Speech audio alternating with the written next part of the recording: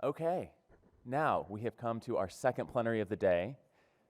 This might seem to many like a significant jump in tone from this morning's session, which admittedly could have been quite difficult for processing for a number of us, for a number of reasons. But this plenary is no less important, even if it is not as hopefully traumatic for as many people. What I'd like to do is give you a brief roadmap of how this plenary will run, and then I'll introduce our esteemed speakers. So first, I will continue my introduction, and then we will have Elizabeth Guffey, and then Sara Hendren.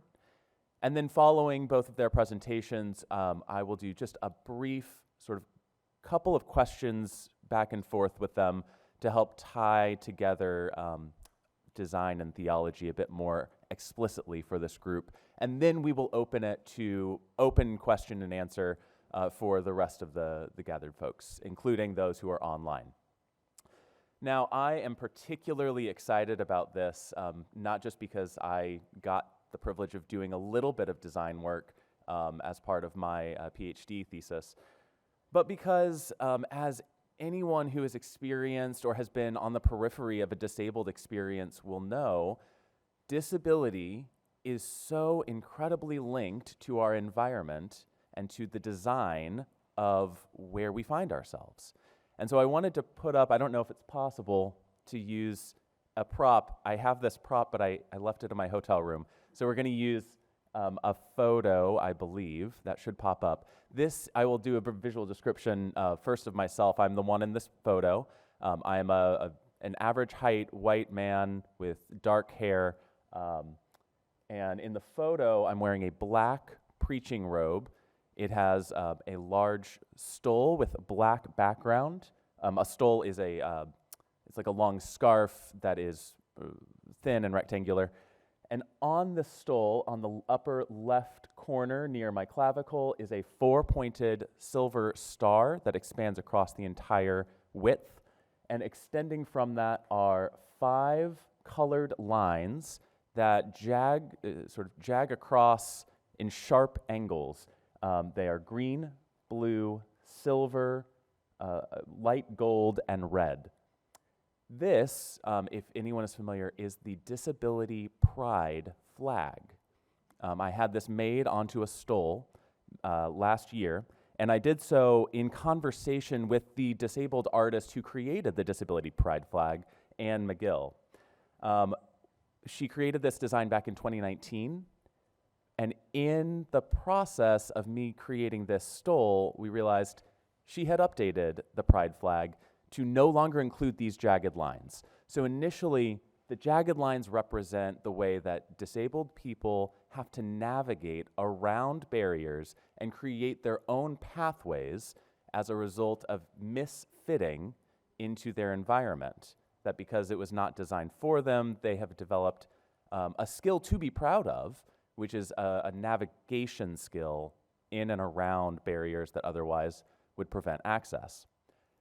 This design itself, however, was inaccessible because when you put it on a digital media and you scrolled, the jagged lines created a problem for folks with epilepsy, and it actually triggered epileptic seizures for a few folks who were using this Pride flag online.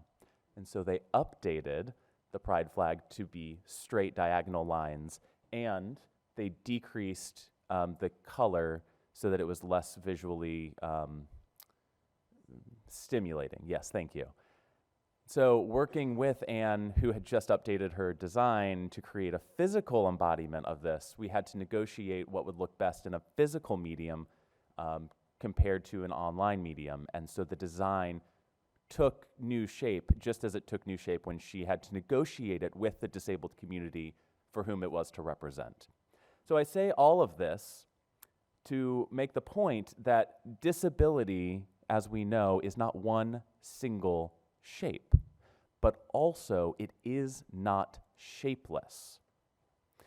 Disability is given contours, the disability experience is given contours around what we make accessible and what we make inaccessible.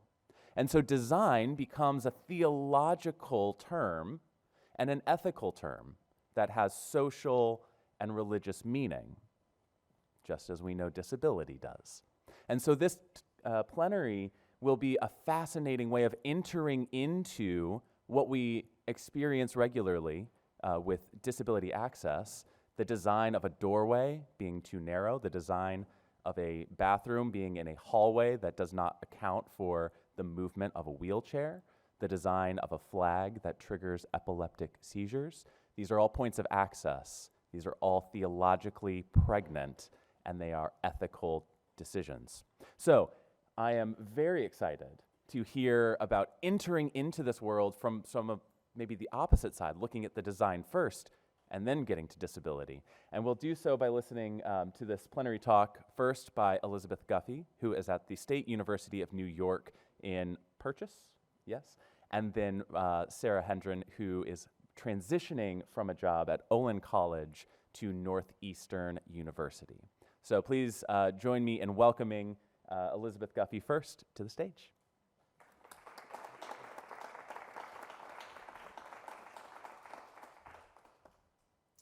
And yes, thank you, Topher, as well. Just one moment. So to describe myself, I am a middle-aged white woman with light brown hair, and I'm wearing dark glasses, a black sweater, a black and white dress as well.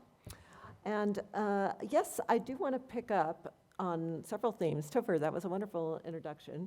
I do want to pick up on several themes. I will say Hans's talk also jogs us to think a little bit about some of the issues that are probably built into a lot of our discussions on theology and disability, about also what it is to have a community, what it is in the ways that we think of big questions like, I think in the secular world, that are often cast as if we're looking for a kind of utopia.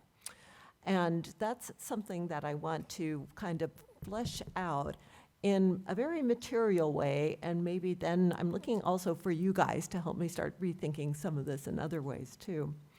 So I'm going to start, I have a very visual talk, but I'm going to try to, of course, to model access throughout and describe the images as they come up. I am going to start, though, with this question, which is right off the bat to ask, what's wrong with this picture? And then I'm going to give you a discussion of what is actually in the picture. So we're looking at the very inventive Dmitry Bivkov, who's a Russian wheelchair user. And he built his own DIY chairlift.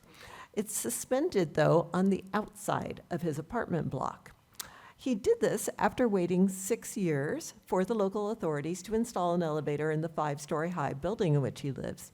So, of course, Bivkov is showing the degree of inventiveness that we find over and over exhibited by disabled people who make their own access in the physical world. And in his case, with a small crew, Bivkov ended up constructing, as I'm showing you here, with several other people on the outside of this building, he ended up constructing the wheelchair lift for himself. Many of us in this room especially understand fully what the problem is here. This man needs an elevator, clearly. We all understand this kind of problem with access in the material world. But at the same time, and I've written lots of books around this problem, which still plagues so many people who are disabled, like myself, who have these physical disabilities, who identify as disabled. As deeply as I'm involved in these issues, and I really am in lots of ways, I continue to question and wonder at the ways that we have of dealing with this, of talking with about these kinds of issues. And I have to say, it came to me as a great pleasure and surprise when, as two people of faith, I met Sara Hendren.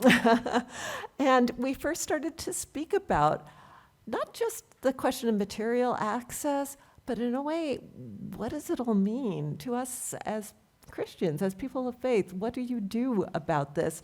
Because there is, I would say, a kind of bankruptcy sometimes in the discussions that we have about what seem to be very kind of plain and obvious issues, but mean much more as well. So I'm so happy to have a chance to have these discussions here with you as well, and to be joined by Sara in doing so. So let me say, I teach design, and I teach it as in art history also, but I teach it to students who know nothing about disability and also who know nothing about theology or anything related to that.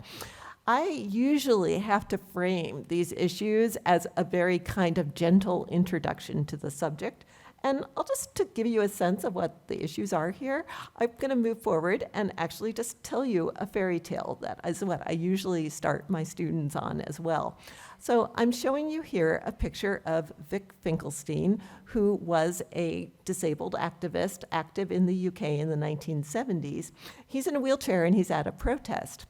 And he wrote this fairy tale that he calls about an upside-down world.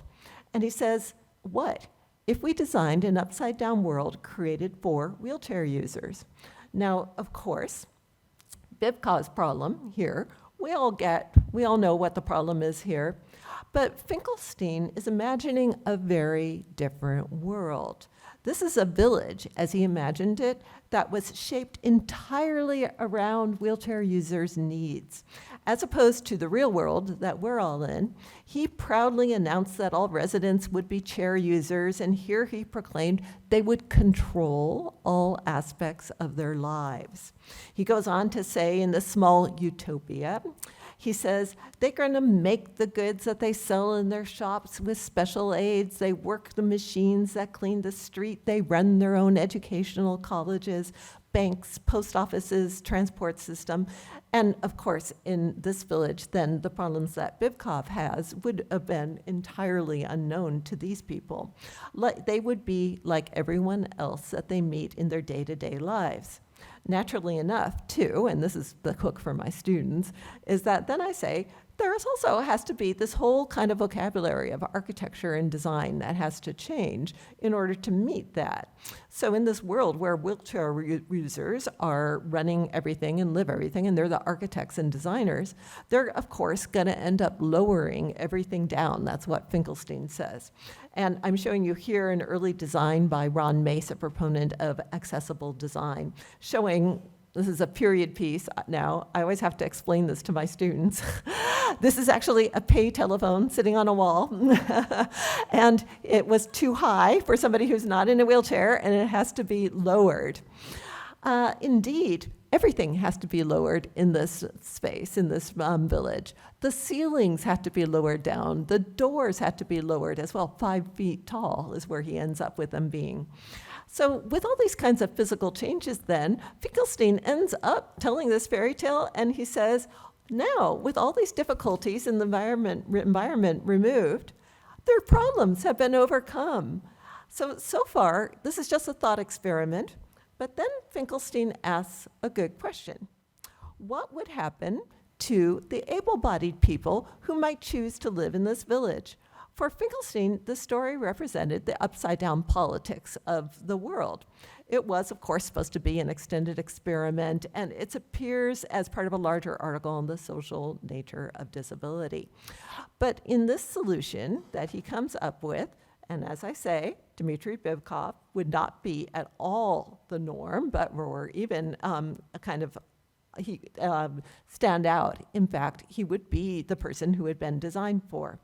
Instead, just keep in mind, and of course I'm showing this to my students who are designers, just to be clear to them, to get them to start thinking that there exists a whole vocabulary now for how to construct kind of architecture dwellings designed for disabled people. I'm showing you here drawings from the office of Henry Dreyfuss, and it outlines the various kinds of building accommodations with a kind of idealized wheelchair user centered within it. So imagine now that these non-disabled people arrive into a village that's constructed for wheelchair users, and they would become, of course, the misfits in this village. And Finkelstein goes on, the first thing that they notice is that the ceilings are too short, and the doors, they're knocking their heads on the lintels as they're going into different rooms. And then he says that the non-disabled members of the village start to go around with dark bruises on their foreheads. And it worries the village doctors as well. Indeed, they themselves start to fret, and they ask the non-disabled people to wear helmets on their heads. They have to wear braces, back braces, so that they don't stand up fully and hurt themselves as well by knocking their heads on the ceilings. And in this way, Finkelstein says, they stood out. They start to be people who are different. People don't want to employ them. They need to be eventually the objects of charity. And over time, Finkelstein says, they feel so distanced from the rest of the world that they get together and they start to commiserate. They say that they realize that the problem is the attitudes of the people around them. Perhaps one day, just perhaps, their disabilities could be overcome and disappear with changes in society, and indeed that the architecture and buildings would be changed in this village. So as I tell the story to my students, it is a utopian kind of critique, what Finkelstein is positing, a wonderful world in which wheelchair users can exist, and yet it's not really all that perfect when you really do think about it. I think for my students, the thing that usually, it's interesting now, that gets them the most is Finkelstein's personal story as well, where Finkelstein, a wheelchair user, had been active in the anti-apartheid movement in South Africa, and he was imprisoned for several years in South Africa as a wheelchair user. And after he was let out of prison, he makes his way to London, and he shifts his political agenda to the rights and politics of the nascent disability rights movement there. And I think that too helps the students start to grasp at issues that I think we all know already. The kinds of questions that he's dealing with about trying to get what disability is in society, we all know. I don't need to go on about that in terms of what you guys already know. But what he's doing too is making this link between this really dynamic civil rights movement and the kind of things my students have to do in a very practical way in terms of designing the world around us. I'm showing you here a picture of Ed Roberts, who was, of course, one of the key members of the disability rights movement, active in Berkeley in the 1960s and 1970s. And Roberts is strapped into his wheelchair. He's at a protest. And behind him is a sign reading Civil Rights for Disabled. What Roberts, too, was doing, though, I'll just make plain to you, was also kind of buying into this idea of a kind of utopia in this world that we could somehow affect through design and through architecture as well. Roberts lived in Berkeley, and indeed, in Berkeley too, that was a place, as several kinds of points of locus around this country were, where people came together as disabled people in the 1970s especially, and started to really think about what it is to be physically disabled. But a lot of this passes into other kinds of disabilities as well. There was even, as Berkeley was being posited as this kind of utopia for disabled people, there was even a documentary that was made, a British documentary about it that came out in 1981. I'm showing you a couple of stills from it. The documentary was called We Won't Go Away, and the stills show the approach over the Bay Bridge into Berkeley on the left, and in the middle we see a picture of Ed Roberts at one of these protests, and on the right, we see Ralph Hotchkiss, who himself was a disabled man, who was a designer for wheelchairs as well. People were flocking to Berkeley who were disabled, expecting a kind of access there of the sort that Finkelstein started to kind of posit, a wheelchair village, a utopia for disabled people. I'm showing you here the cover of the Berkeley Independent from 1974, and it shows some wheelchair users and their caregivers very carefully negotiating the transition from a street over a curb. And what these people who go to Berkeley and who were energized by this movement overall were, of course, discovering is that the physical world was not built at all the way that Finkelstein imagined, even in a place that was supposed to be a utopia for disabled people. And so the shift does take place where they start to invest a lot of time and energy into remaking the material world with very kind of palpable changes. Now, of course, what was going on here as well, and I'm showing you once again Vic Finkelstein, and what I'm really doing whenever I teach this story is trying to introduce my students, who are all thinking in terms of design, how the medical model functions versus the social model. And just to be clear for anybody who hasn't run into this, although I can only imagine in this room everybody does, of course the medical model has its emphasis on cure and individually tailored solutions to disability. I'm showing you on the left actually a black and white photograph of Walter Rusk at NYU, who is treating a disabled World War II veteran with another professional fitting a prosthesis for them. That would be a very medical approach towards this man's challenges. Over on the right, I'm showing you a picture of what is in Berkeley, part of this effort to make that place into a kind of utopia. A bunch of architecture students from the university who've gone to the Center for Independent Living, and they are working with disabled people on cardboard models, trying to reimagine what could be more livable sorts of situations for those people.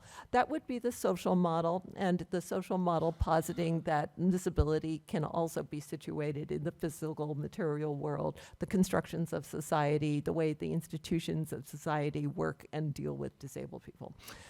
The social model was picked up by a series of designers and architects more vigorously in the late 1970s going into the 1980s, especially by people like Ron Mace, who was a wheelchair-using architect himself coming from North Carolina State University.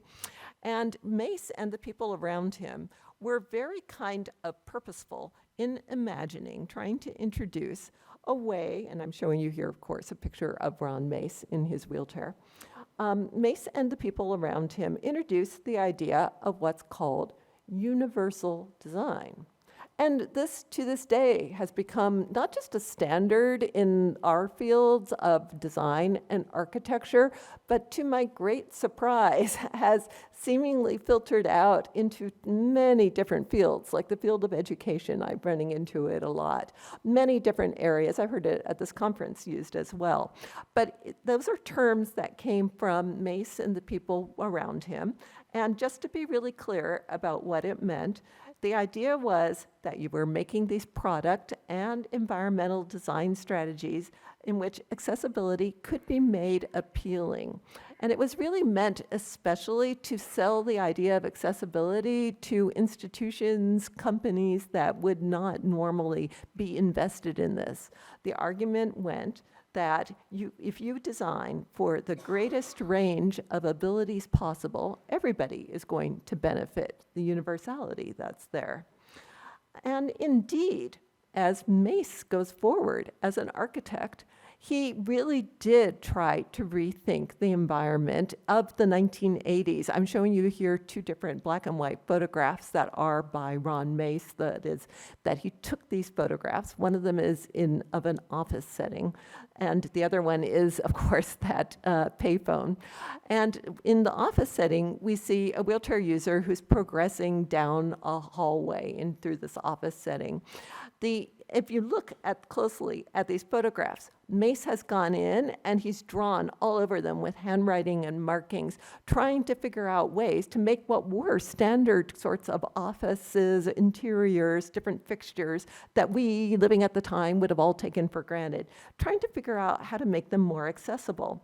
Indeed, the things that he's coming up with here, if you look closely, you can see that he's imagining, for example, as a polio survivor himself, he's imagining how we could have, for example, glass doors that people could see through, that there would be buttons to push as one goes through a door. And as I mentioned before, everything being brought down lower, for example, something like the payphone. So in these very kind of tangible ways, Ron Mace was really trying to rethink the environment. These ideas get codified into this term, universal design, by the mid-1990s. And what they did was try to come up with 7 principles, and I can read through them with you, and just to be even clearer still. They're very general. It's fascinating now, as I say, to hear how much this term is used over and over, because these are the principles of universal design. I'm showing you a diagram here, and it has these different pictures on it, and it tells each principle one by one. So we're looking at number 1, flexibility of use. And they've given us a little diagram of a grocery store of some kind. And the goal, the idea is with automatic doors that somebody who's disabled in a wheelchair can go through those doors easily. But look who benefits too, somebody who's pushing a shopping cart. Number 2 is flexibility in use. And this one has always been cryptic to me until I looked really closely. Look, it is actually scissors, yes, being used, but they're scissors that can be used by somebody who is left-handed or right-handed. So they're in a benefit as well. Number 3 is simple and intuitive use. And here we see a child who sees through a glass door an emergency of some sort, if somebody's lying on their back, another person is gesturing for help. And even the child knows how to push the emergency button here to call for help. Number 4, perceptible information, in which we see an old-style 1990s cell phone, in which somebody knows very easily how to use the phone, can negotiate it very simply, very much as even somebody who is vision impaired, they're suggesting, and we see a silhouette of a individual with a seeing eye dog in the background could use too.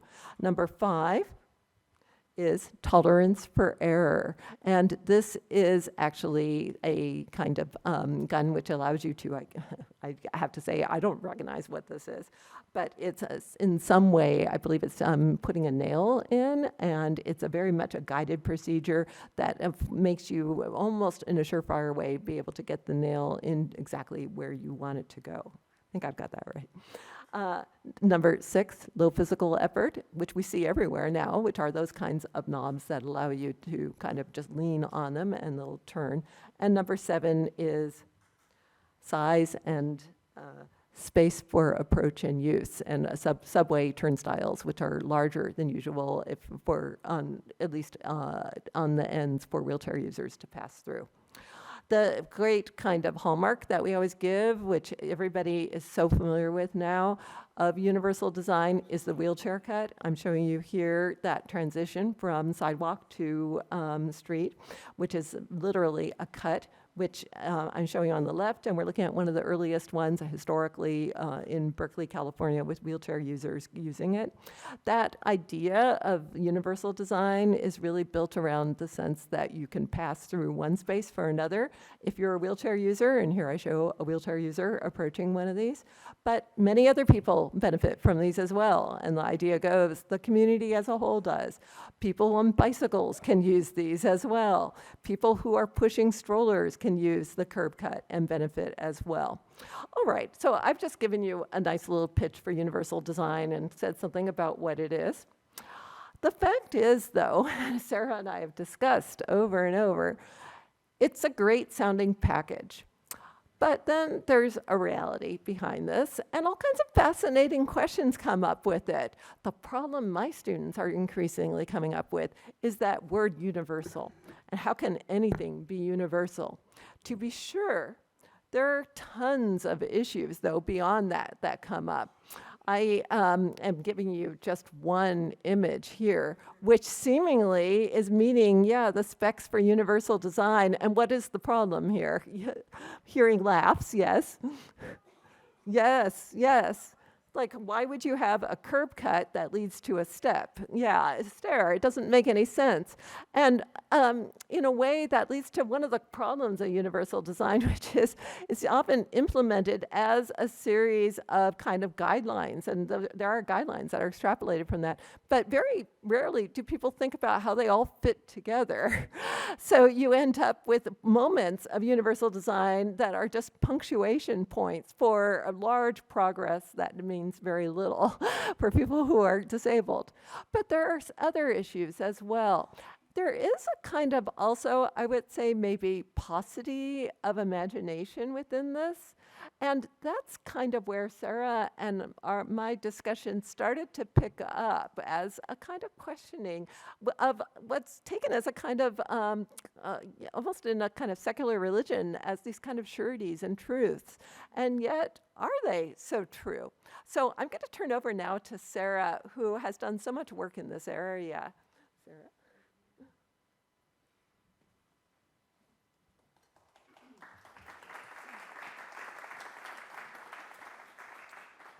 Thank you so much. It's really great to be here with you and with my colleague and friend, Elizabeth. And a couple people have already said the idea of misfitting as a condition of disability. That's really coined and elaborated by our colleague, Rosemary Garland-Thompson, who's here today, too. I urge you to talk with Rosemary about misfitting. I'm coming to you, from Olin College now, before I head to a new job at Northeastern University, both in Boston. But Olin College is entirely engineers. Everybody gets an engineering degree there. My training is in fine arts and in design and in history, so I remain surprised to find myself in laboratories the entire almost decade that I was there. But all my students are very interested in the very practical, very applied ways of making science and the laws of physics into tangible stuff, and moreover, to actually improving the state of the world. So they were quite drawn to disability, and I pitched my role there a decade ago.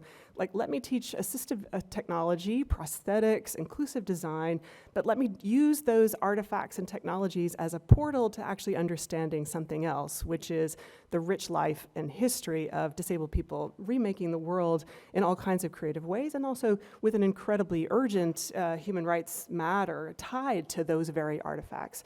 So that's been my big passion. Like, how do we get from the built stuff, the tangible things that we see, into what lies behind them, the assumption about who's around and in the world, who has civic agency, and then who is tacitly or explicitly forgotten. And then how does design mediate in those matters? Now, I'm talking to you today about a situation that comes up a lot in all kinds of talks and consultations that I give, which is that lots of people in theology, in anthropology, in the fine arts, in neighborhood planning in schools, they say, I want to do universal design. I know that it is this aspiration that Elizabeth just talked us through. It is the condition of almost small u utopia of a barrier-free world, and I want to do it. But they often say to me, Sara, I want to do it, and yet what do I do when one kind of access forecloses another kind of access? So you can right now outside this building see a curb cut that's got tactile pavers on it. And so the pavers are there for folks with low vision or blindness to navigate through the built world. Those can be difficult or slippery, those very pavers, for people who are using wheelchairs. We right now, in other words, have conditions of seemingly opposing access. And what I find is that moment where we identify that the one might be opposing the other, that creates a kind of downshift in our cognition and our creativity about how to build a more accessible world. People get nervous, in other words, about like the one might cancel the other. We might accidentally, with good intentions, leave out somebody else. I think I'm going to slowly tiptoe away from this conversation and hope that somebody else will step in and arrive with a better idea. Or they just ask me, Sara, what should we do, right? We're stuck. So I want to suggest to you today some very practical ways for thinking universal design and what else? Or universal design in what form? What are some ways to try? What are some small pilot projects? What's a richer vocabulary for where and how design might operate in your environments without taking on the behemoth of like barrier-free or nothing, utopia or like we failed. There's a whole lot of gradations and an immense amount of creativity in the middle, and I just want you to feel as excited and energized about it as I do all the time. Let me just to revisit, we are seeing we talk about design in terms of scales, so we talk about this as a product, we talk about furniture, we talk about the tables and chairs here, we talk about the scale of the room or of planning. I just realized that I forgot my physical description. I'm a middle-aged white woman with long brown hair, and I'm wearing a dress and boots in Texas, which is a little on the nose, I know, but I was born and raised in Arkansas, so I'm hoping that it counts. I'm glad to be here today. So what I'm showing you now are some examples of a different scale of universal design that you may or may not know have their origin stories in disability. So I'm showing you the Cuisinart food processor that came to the domestic market in the 1970s, the Aeron chair, which is now a big, expensive status symbol chair in Silicon Valley, but had its origins also in disability. I'll tell you those in a second. And then on the right, images of the OXO Good Grips kitchen tools. So all of these have entered the kind of canon of universal design at the scale of products, and in part because their origins in disability have disappeared from their histories in ways that I think is really actually unfortunate, because if we understood those histories connected to those objects, we'd see just how much each of us owes in any body to disability innovation. So the food processor was designed for the home kitchen and not just the restaurant kitchen, and Mark Harrison at RISD and others put the little paddles, the flipping paddles up and down for operation that are easier than little fiddly knobs, for example, for arthritic conditions that constrain fine motor. The Aeron chair was designed with that breathable webbing and with maximal degrees of recline and heights and so on. All of that was a response to and seeking a chair for aging adults that then became this kind of ergonomic chair for every person. And the OXO Good Grips were designed by a couple, Betsy and Sam Farber, who were on vacation in retirement in the 1980s in the south of France, I think, and Betsy, the wife of this couple, was using one of those old school, if you're as old as me, then you know those old school vegetable peelers that had a metal handle in addition to the metal cutting implement at the end. And she said, she had arthritis herself, and she said, why is this so difficult to use? It's so fiddly, right? The kind of, for a carrot, the grip and friction and slip that you need to make that go, why is it so hard? And she and Sam kind of went together, wait a minute, this could actually be a new product. And so they made this grippy rubber handle that's got those little fins on the side, tells you exactly where to put your thumb. They had a terrible time getting this out of the big box stores because it was so different. Now it's like the thing at Target, right? Like they revolutionized kitchen implementation tools, but at the time, like at Bed Bath & Beyond or whatever, they had to put a bowl of carrots chained to the register with a little, no kidding, you should really try it, right? Just the weight of inertia, right, of the way things are. It takes, the magical moment in design is to say, the way things are is not the way things have to be. I have an idea, right? And that revolution does happen at the universal scale. But I have talked to the designers who worked on the vegetable peeler, and they said, Sarah, I see stuff all the time in the world that could be better. But a lot of those things do not arrive under $10 at the big box store, right, at the scale of 100,000 or whatever. And in a particular 19th century manufacturing paradigm, that's what counts. The thing, the widget that can scale to 100,000. And if it doesn't obey those economies, we don't pursue it. But of course, you and I are in different kinds of communities. We are not actually bound only to the story of one for all as the only barrier-free solution. We have actually a whole panoply of goods and pursuits in front of us. For example, you might actually just do the opposite. You might visit a one-for-all shop. These are two images from the Adaptive Design Association in New York City in the Garment District. And I've got an image on the left of a physical therapist and teacher and fabricator surrounding a toddler in a cardboard chair that they are fitting and fashioning in the adaptive design workshop, and the finished chair on the right with that toddler in it. So it's a triple wall cardboard chair with all kinds of neck supports and trunk supports for a young child with a rare genetic disorder, so probably will not walk independently. So he's got a lot of needs for some stability and support. But this is, so triple wall cardboard is this magical material that has those flutes in it, operate like rebar. So you can, if you use the physics right, the cardboard carpentry can be used to build all kinds of furniture, and to the 1/4 of an inch bespoke. So for very inexpensive materials, wooden dowels, using Elmer's glue, lots of people in the workshop in the middle of Manhattan, people are building over and over, all for one. They are, when somebody arrives and they're like, I need a chair for a person who uses toes for self-feeding. I need a chair for somebody with a very particular morphology on the right side of their arm, something like this. And nothing that's on the assistive market works, or maybe it would work, but how would we know in the case of a toddler who maybe cannot say whether it's working or not? If we build it out of cardboard and it's not working, it's not the end of the world. We start over again. In other words, cardboard has within its very structure a kind of iterative prototyping spirit that's dedicated to what would keep this child on the cusp of their capacities, knowing that they'll grow an inch in 6 months, knowing that their development will change. I'm showing you my favorite version of this chair, which is the unfinished version, so you could sort of see the inner structure there of those beautiful flutes. And this chair has in it this kind of modular structure where there's a footrest that then could be taken out when the child grows, and so on. So this should just at least be a provocation to us, no, about the logic of one for all, the kind of the widget that then all ships rise and we get a better ergonomic tool. Wonderful, we should celebrate it.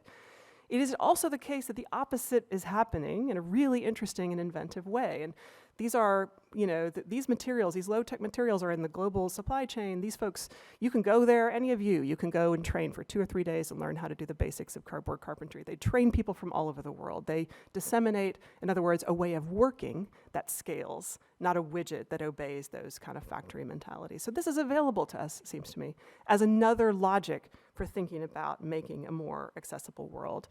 Okay. Now I want to suggest to you 6 verbs that might just increase your vocabulary and literacy for what else is going on in design when you are also at that kind of crossroads moment of like, is this universal? Then yes, and if it's not, then no, that kind of simple up or down. No, what else could we look at? So I've got 6 verbs up here now, 3 sets. One is the kind of celebration or destigmatization kind of that you might do in design. I'll show you an example of that. One is mitigate versus accommodate. I'll show you an example of those two. One is automate or accompany. I want to suggest to you that design and technology, very cleverly used, can be deployed in these kinds of action verbs in addition to, or as an alternate to, or on the way to a more barrier-free universal environment. Okay, so first, let's think about celebration and destigmatization. I've got 2 images here of hearing aids. One on the left, a man is wearing a hearing aid that's really tiny. It fits right into the inner ear hole there. And this is where technology is going in a lot of hearing aids, meaning miniaturization. And this has been really celebrated by lots of people to say it meets a design value, we would say, which is the work of destigmatizing. So you may have in a congregation, a number of older adults who are reluctant to use the hearing aid amplification devices. We know that there's widespread stigma attached to older adults using hearing aids when they need them because of this kind of feeling of diminishment and the way that they're going to be treated in a country that doesn't actually value elders and so on. That's a destigmatization project. You may be aware that there is an entire fashion industry and effort that's about disability pride that is not at all about destigmatization. In fact, is about something quite else, which is celebration. So you will find, of course, on the cochlear implants that children wear, a little colorful dinosaur or something. It's not meant to actually destigmatize by turning your attention away, by hiding. It's meant to celebrate. It's actually meant to draw conversation. It's meant to start conversation. So on the right is an image of a man wearing a hearing aid that is wrapping his ear in this kind of brass, beautiful brass ring surrounding the outside of his ear, much more akin to jewelry than to technology. This is a kind of proof of concept, like a speculative idea. But you will see lots of hearing aid jewelry in this form. And what I find is that in an unproductive way, people tend to go like, well, which one is the right one? Right? which one is the one we should be doing? And I think like the answer is yes to both. The answer is that these are parallel projects, and just getting clearer, in other words, about who is in your immediate locale, what is it that they are asking for, and not trying to determine which is the 2023 version of what proper disability, that to me seems is a losing game. No, there just is a richer vocabulary. What are we about here? Well, we're hearing a wish for destigmatization. Okay, we're taking that up. It is also the case that in a parallel field of research and design is a celebration project. These are shared horizons for a more accessible world. Okay, so I'll talk about the next set of verbs, which is mitigate versus accommodate. And here I think, in disability circles, we talk about the difference between disability and debility, the difference perhaps between chronic illnesses and conditions for which cures are wanted, as opposed to variations in normal, variations on what we would count as normal and therefore disability. But let me just show you the examples to illustrate. This is one example of a huge burgeoning field, which is architecture for dementia. You may have heard of the dementia village in Weesp in the Netherlands. It's called De Hogeweg. Is Hans here? Because I want him to be impressed about my Dutch. I have a tiny bit of Dutch, alas. But so this is a famous locked facility in Weesp in the Netherlands. So you go through two sets of doors, but it opens out onto this open air plaza that we're looking at here with a fountain in the middle and people sitting in chairs, and with mature trees and shrubbery, and there's a restaurant and a bar and a gym and a haircut salon. And why all this design for mitigation, for treatment? This is really interesting. So the confusion in dementia is, yes, about time, but maybe you may or may not know that it also is often a confusion about where one is in space, so proprioception and navigating space. So the designers who reconfigured what had been a typical memory care facility, right, with like nursing station in the middle, long bays of rooms, really useful for medical personnel, but not really thinking about what's useful for dementia. They thought, okay, if we're going to redesign this place, we need it to be as strongly placeful as possible. In other words, no single multi-purpose room. No, you need to go to the barbershop and you need to know immediately where you are. So all the images on the walls are of implements, and imagery from, and around hairstyling. So you have a very strong sensory set of cues going, here's where I am in public space. I'm here and I'm not there. And so you walk through, there are side-by-side tandems, there's a theater. I mean, it's just incredible. But what they find is that this site actually depends far less on psychotropic drugs for quelling that agitation and anxiety than a control case. So again, this is architecture as treatment. We'd almost call it medicine. It's quite astonishing. I mean, and the most beautiful thing I think about this is that there is a restaurant on campus that is semi-public, semi-private. So you do have to go through those secure doors, but you can go and have lunch at that restaurant as just a member of the community. So when I went to visit on the day that I was there were, it was a mom with little kids, there was a business lunch happening, and then there were residents from the village there who came in wandering and holding enigmatic objects and speaking, and maybe people understood or didn't understand. But everybody agreed, all the restaurant staff, all the patrons, caregivers, everybody who was there agreed to have human and humane interactions with people who, because that restaurant was semi-porous, think of it as having like a dotted line around the perimeter, people there were not shut off, you see. They were not sequestered from the public eye. That was a design kind of choice, which is mitigating a condition of illness, right, from which we would want a cure. I think it's really critical. It's not like deafness. It's really important to be absolutely clear. Where is design mitigating an unwanted degenerative illness, and how might we use it as such and affirm it as such? And so some of you are encountering that too. People are dealing with chronic illnesses for which they are seeking a medical model of cure. Let's be clear. Design can augment that project and should do so.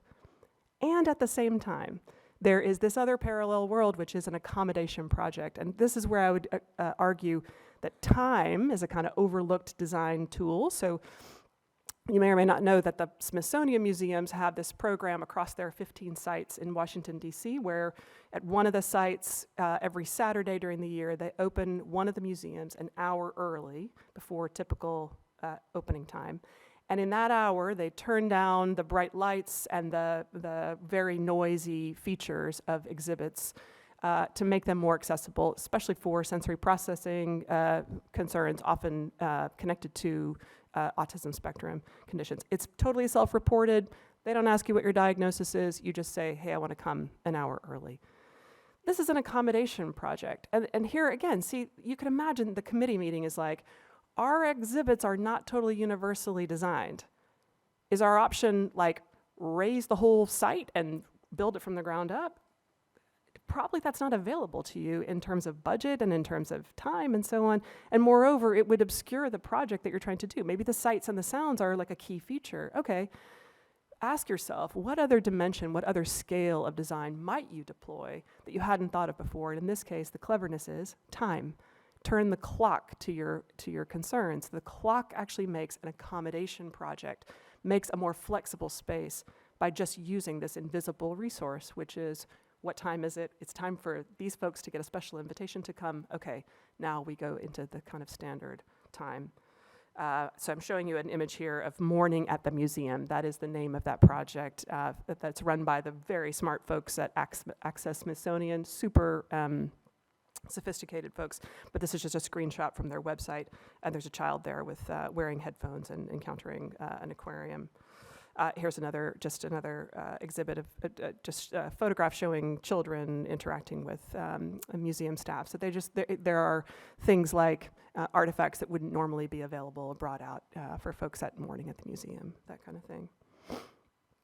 And then finally, a kind of automation project or accompaniment. I don't think people think of design as doing accompanying work, but it can be nonetheless.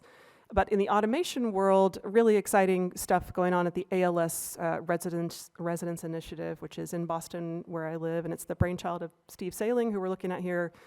Steve is 14 years or something into his condition of ALS. He is using a big motorized chair, and there's a wheelchair-mounted tablet on it. And he is in his room, which, as you see, which is in a nursing home in Boston. But as you see here, nothing clinical about this room. It's painted red, has his own textiles and artwork, and so on. And when Steve got his diagnosis of ALS, this is before smart home technology kind of came to the mainstream. He worked with a nursing home director and philanthropist and software engineers to say, I would like to make a residence for myself, knowing anticipatorily that my motor skills are going to really change.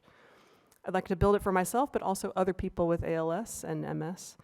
And I want to do it in a way that automates as many functions as possible. So he got software engineers to make it possible for him to run a lot of his life. So what you can't see here is that there's a tiny like gold, it's like a stud earring on the nose bridge of his glasses. And that is functioning as a cursor for that wheelchair-mounted tablet. And that cursor is operating to make text to speech. But it is also possible for him with that mechanism to open and close all the doors, to summon the elevators in the building, to raise and lower the blinds, to turn off and on the HVAC and the media and so on. So this is a kind of automation project. What kinds of physical functions, in this case right now, be automated with design such that we sew up some of the seams of that efficiency? In Steve's realm, I mean, he would say until there's medicine and a cure, and he would want a cure tomorrow. Until that is the case, he would say technology is a kind of cure for him.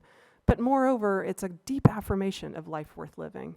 Not because of the technology, but because of his kind of inventiveness, the fact that he's as busy as he is, well advanced into this disease, a disease that is mostly at the subject, the center of assisted dying debates and so on. But here is this strong affirmation, and it's reflected in the environment, of life worth living with a profoundly different set of mobile capacities in one's life. So automation.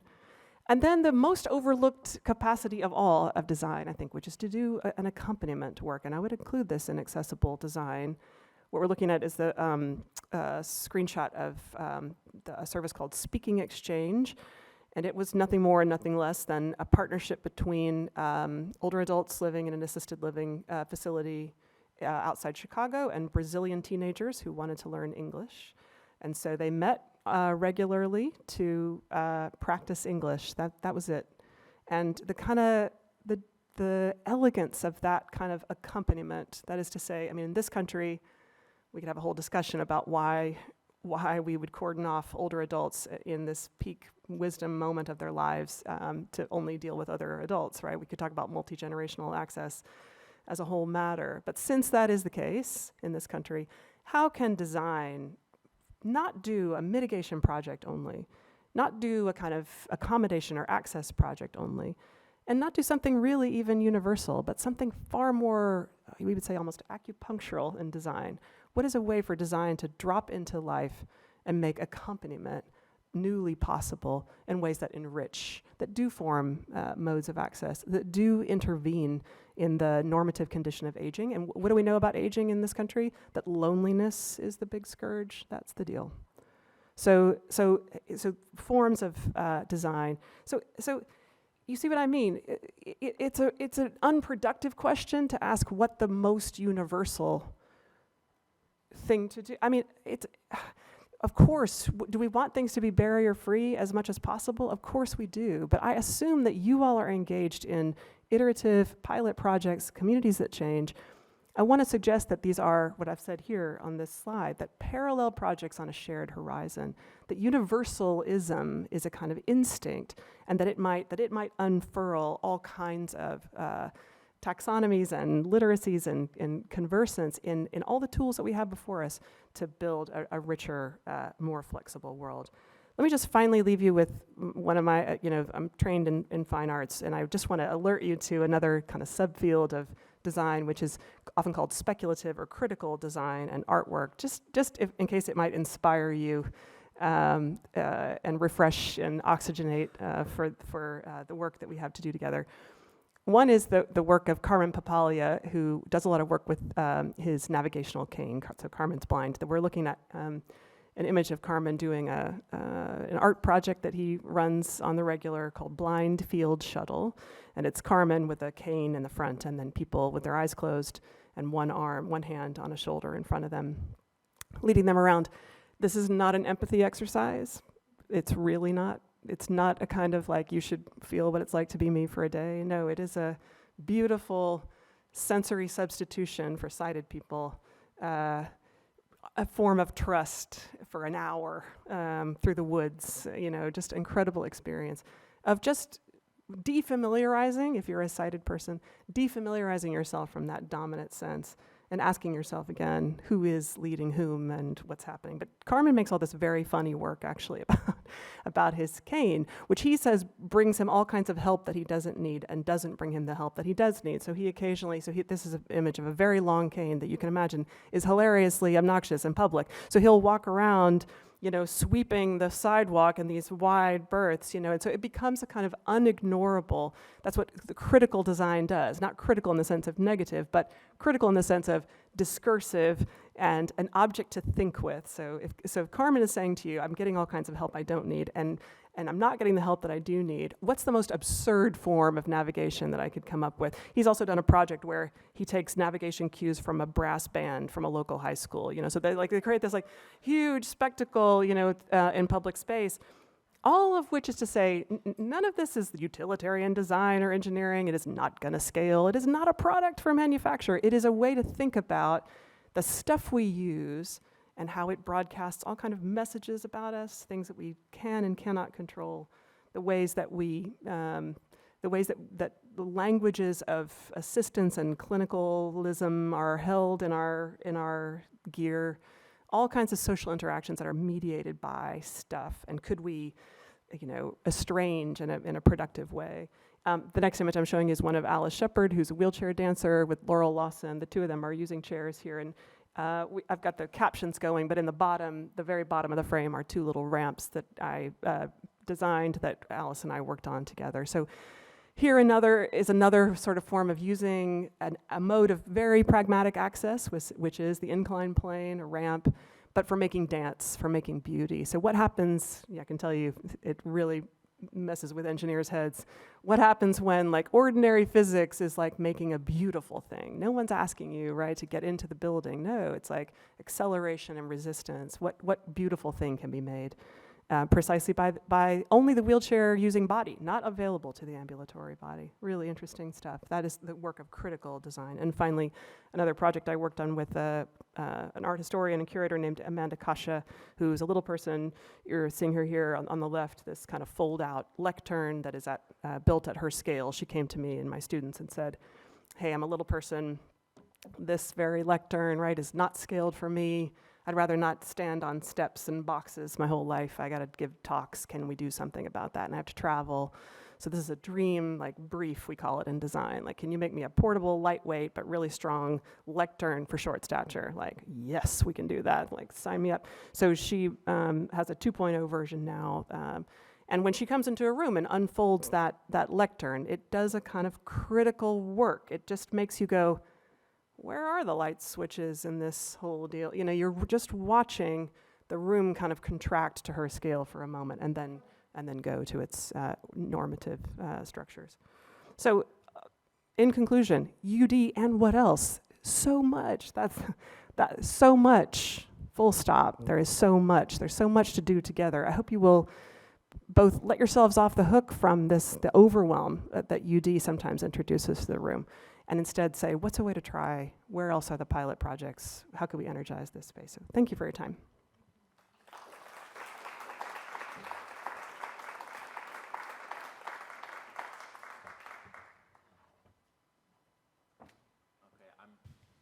I'm going to stand over here since I didn't bring up a chair, and I'm just going to be a little bit off because I'm on a ramp, which is another design choice here.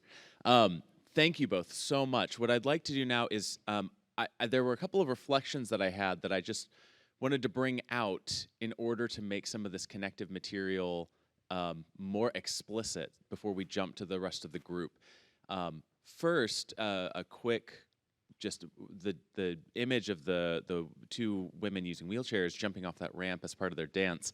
I don't know how many of us were in the room when Julia Watts-Belzer gave her plenary on improv and the angel, but you can find that work in the Journal of Religious Ethics titled Improv and the Angel, and it goes through this improvisational dance with dancers using assistant crutches and the way that their bodies interact, and it's phenomenal. So I just want just a plea for everyone to go read it because it's so good. But from a design perspective, one of the things that you both brought out that I wanted to uplift was this notion of scope and scale. And I thought it was really powerful that we talked about the principles of universal design at the point of just a pair of scissors, as well as the design of buildings, the source of lighting, the scale at which these things operate. For us as members of faith communities, as members of theological communities, to think through what are our points on our scale. What is it in our communities that need those small, do we need to recreate what the pulpit looks like for someone of short stature, someone using a wheelchair? Do we need to rethink the whole notion of our building? But more so, and this is maybe a question for each of you, the design of our theological process and our theological thinking itself, that is a design that's in our scope and our scale, perhaps at the largest scope. And so I'd be curious for each of you to reflect on your design work and the ways in which disability functions as sort of an epistemological foundation, the way disability is generative in thinking through the design process itself, not just to what are we fixing or what are we solving for, what problem are we being asked to address as designers, but even how do we think about design in tandem with or in conversation with? Would that be something you could reflect on? Well, I'll be happy to start. Yeah. You know, my work at the moment is really moving into fine arts, and but there too, the question still resonates as well. And one of the things that was a real breakthrough for me was to rethink, because I've been looking a lot at artists who have disabilities and kind of trying to figure out how to link that with within the larger construct of what is art. The kind of breakthrough for me, but I think is resonates in all kinds of other ways, is to start thinking about art as being made not despite the disability, because that's usually the narrative that you run into. Look at what so-and-so is doing despite the terrible things that happen to them. Instead, to rethink in terms of what are they doing because of the disability. That is, that disability can also become this great kind of formative vision and engine which can push people forward. There are these insights that you have into the world. And so you look at those, for instance, those wheelchair dancers, and I interviewed one of them, and she was so kind of purposeful in describing how for her the wheelchair dancing was just part of her being in the world, and just going down the street, she saw herself as moving in this balletic kind of way, and the way that she turns the wheelchair brings this great joy to her. It's such an extension of her body. And so for her, this whole kind of world, which might to somebody, and she says, that she had gotten catcalls and stuff on the street, people making, comments. But for her, it's an utterly different experience of the kind of the beauty that she is bringing to the world because of this disability. And so when she goes on the stage and is doing that, it's an extension of that too. So I prefer to start thinking, I'm trying to beginning to think in those terms in terms of my own scholarship too.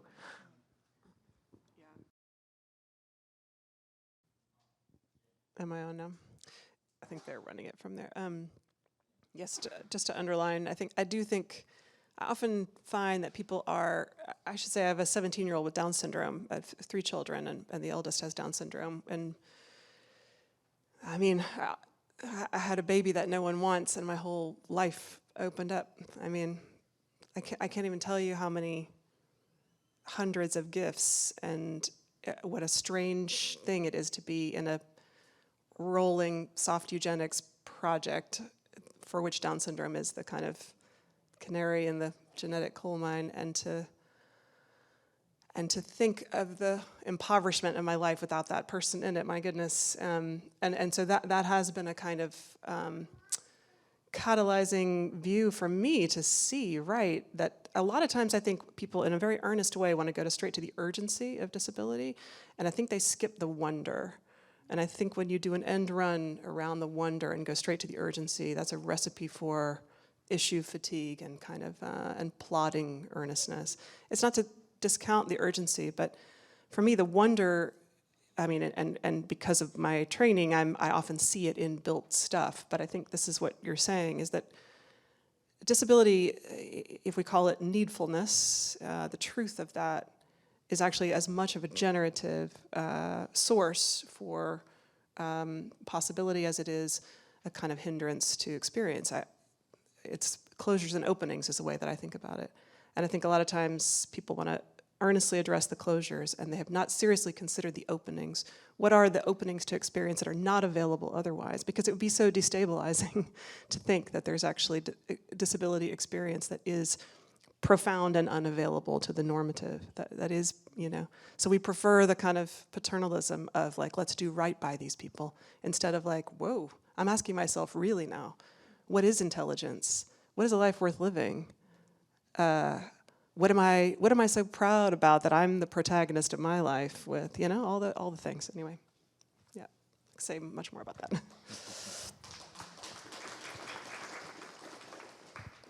Thank you both so much. I would love to turn this over to anyone who has questions. Bill has a microphone and is happy to run that around, and I'll check the chat. So if you are with us on Zoom, please type your questions into the chat, and we can either make you available for your own audio, or I can read that off for you, whichever's more accessible to you.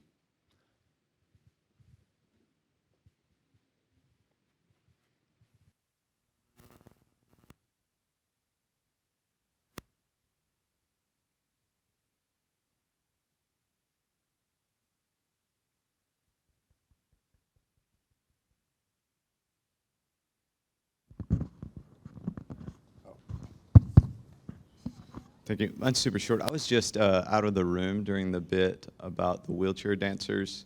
Could you, like, truncated version, retell that? I think it was in the last bit, the design. It's just that features. it's the work of Alice Shepard, who is eminently findable online. And she came to me at an engineering school and said, I want a ramp, but I don't want it for getting into a building. I want it for making dance on stage. So we built a big ramp for her, to her design, but then also a bunch of little ramps that, and she performs them all over, but it just totally inverts your idea about what a ramp is for. Yeah. Thanks. Well, a skateboard park is nothing but a whole bunch of ramps, is it not? Indeed, yes. Yeah.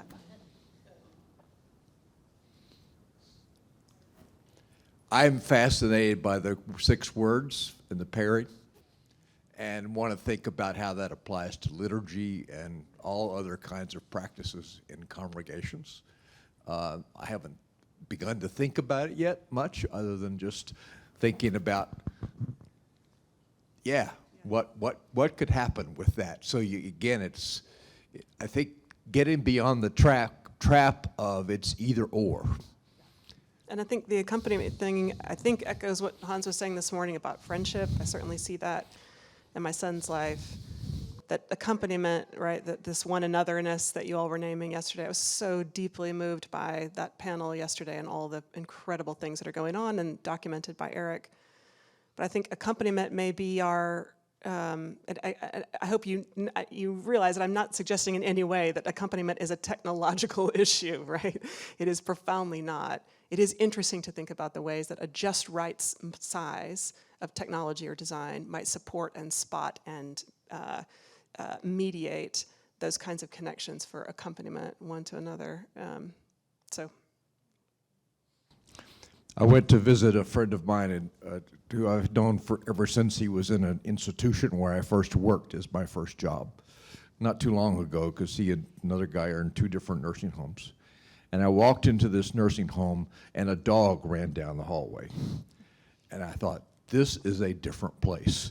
And sure enough, you could just tell it throughout the whole rest of the spirit.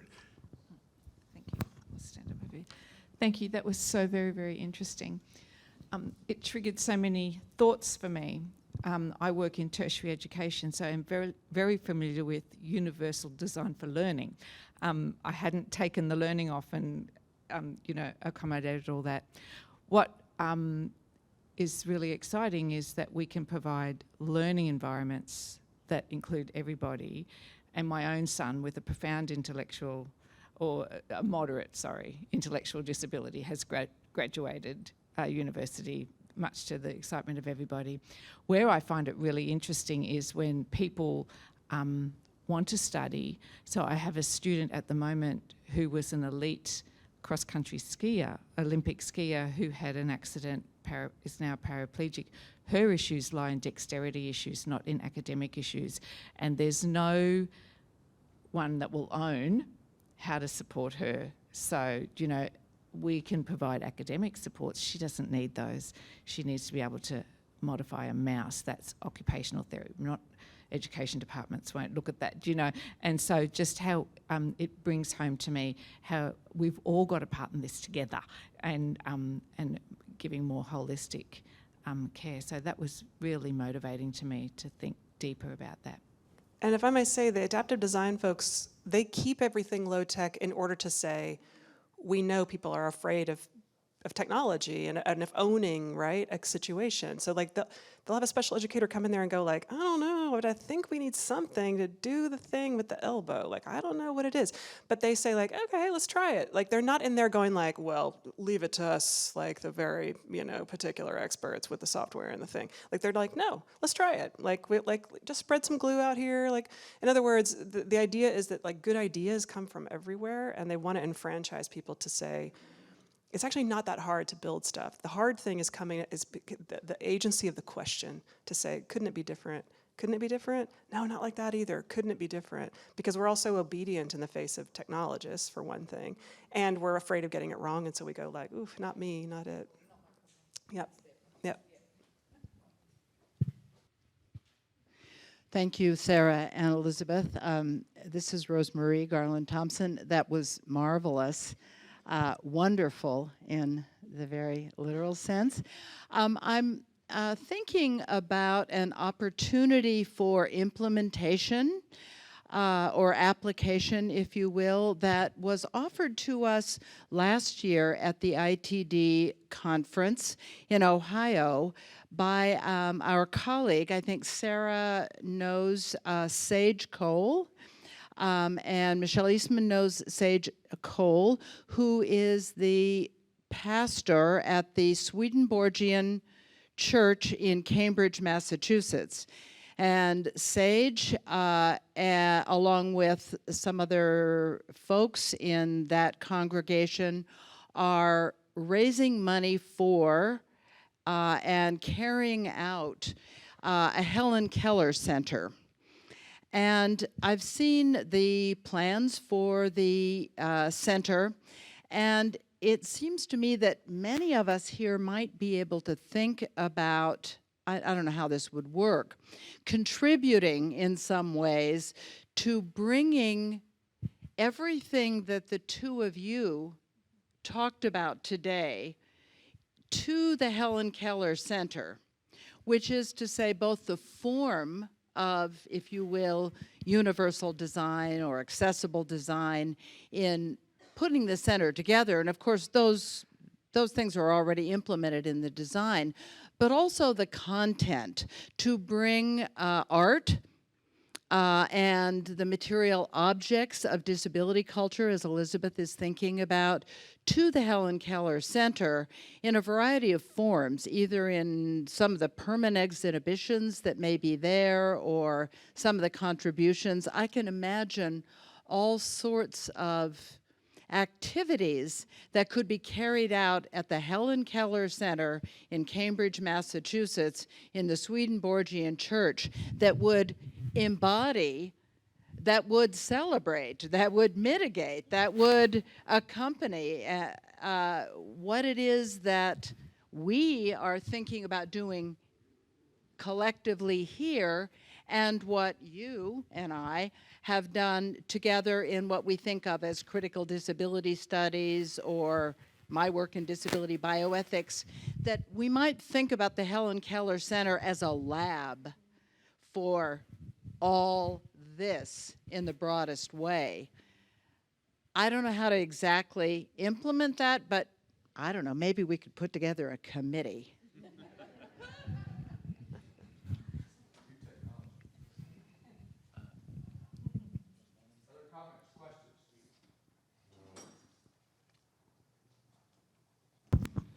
I think you mentioned a little bit ago the distinction between accompaniment and technology, but I don't think that that's always so much the case.